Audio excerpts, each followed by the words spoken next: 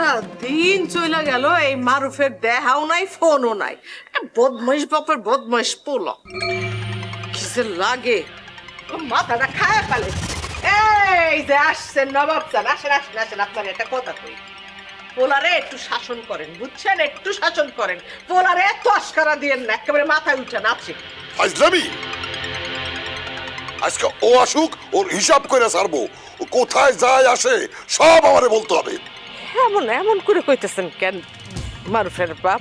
আরে আপনি তো ওরে আদর দিয়া মাথায় তুললে একেবারে এরকম বান্দর বানাইছেন।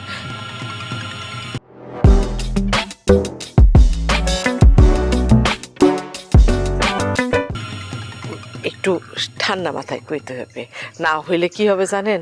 পোলা তো হিতে বিপরীত হয়ে যাবে। একটু মাথা ঠান্ডা করে কথা কয়ে।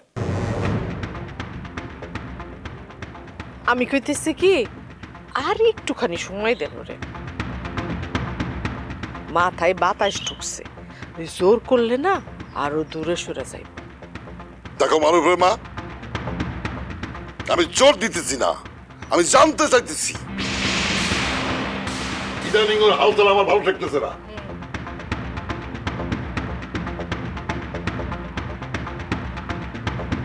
রুস্তম, জরুরি আমার লগে দেখা কর। ওমা, রুস্তম রে রাখেন কেন? ও আবার কি করব?